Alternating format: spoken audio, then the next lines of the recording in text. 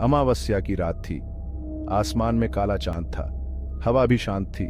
पेड़ों के साए डरावने लग रहे थे। धूसरपुर गांव में 3 दोस्त एक खाली हवेली की तरफ जा रहे थे। शिवा दिलेर और निडर, प्रीति समझदार और जानने वाली, और अर्जुन शांत और सीरियस। ये तीनों उस हवेली का रहस्य जानने आए थे।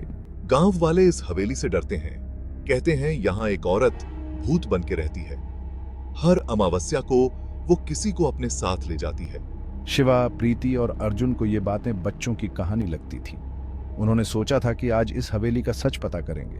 हवेली के बड़े दरवाजे पर आकर शिवा ने गहरी सांस ली। उसने जोर से दरवाजा खटखटाया। कोई जवाब नहीं। अर्जुन ने दरवाजे को धक्का दिया। वो आवाज करते हुए खुल गया। तीनों दोस्त अंदर चले गए। हवेली के अंदर घुप अंधेरा था। हवा में धूल और बंद कमरे की बदबू थी। शिवा ने अपना टॉर्च चलाया। टॉर्च की रोशनी में टूटी दीवारें और जाले लगे हुए फर्नीचर दिख रहा था। हवेली में सन्नाटा था। बस उनकी सांसों की आवाज आ रही थी। यहाँ कितना सन्नाटा है, जैसे बहुत समय से यहाँ कोई आया ही नहीं।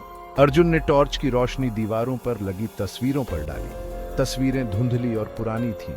एक तस्वीर में एक सुंदर औरत दिख रही थी। उसकी आंखें उदास थीं।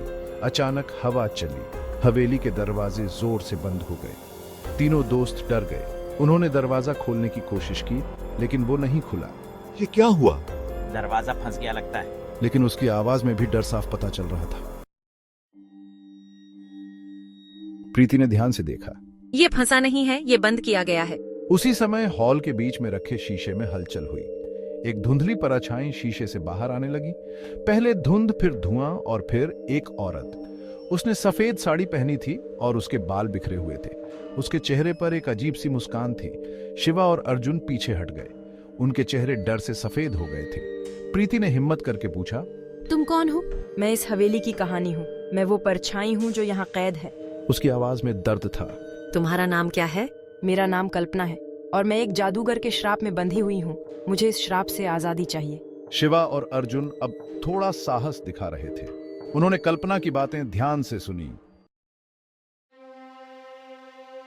कल्पना ने बताया कि वो इसी हवेली में रहती थी। एक जादूगर ने उस पर बुरी नजर डाली। जब उसने विरोध किया तो जादूगर ने उसे श्राप दे दिया। उसने कल्पना की आत्मा को इस हवेली में कैद कर दिया।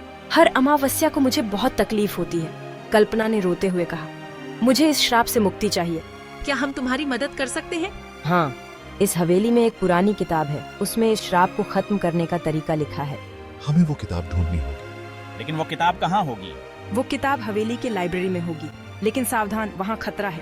शिवा, प्रीति और अर्जुन ने एक दूसरे को देखा। उनके सामने एक मुश्किल काम था। शिवा, प्रीति और अर्जुन लाइब्रेरी ढूंढने निकल पड़े।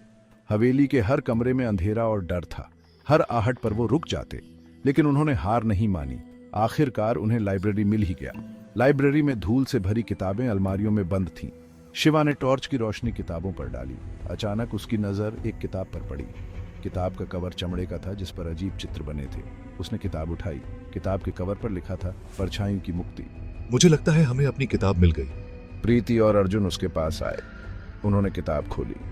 किताब के पन्ने बहुत ही पुराने थे। उन पर किसी अजीब भाषा में कुछ लिखा हुआ था। ये तो हम नहीं पियाज सकते, अर्जुन ने निराश होकर कहा।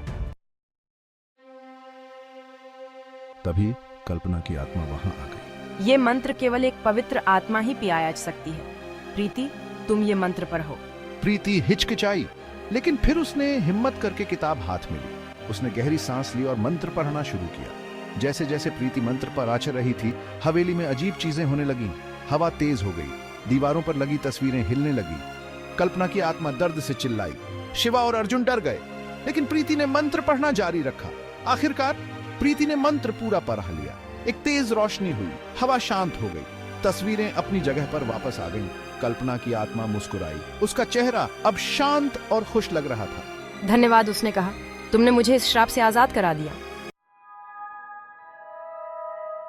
कल्पना की आत्मा धीरे धीरे गायब हो गई।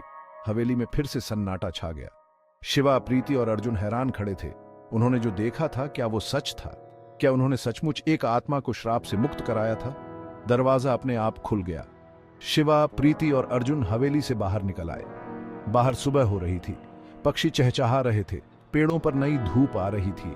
उन्हें ऐसा लगा जैसे एक बुरे सपने से जागे हों। लेकिन अगली अमावस्या की रात जब शिवा, प्रीति और अर्जुन धूसरपुर गांव से जा रहे थे तो उन्होंने हवेली की तरफ देखा। हवेली की एक खिड़की से एक धुंधली परछाई दिख रही थी। उसके चेहरे पर वही अजीब सी मुस्कान थी।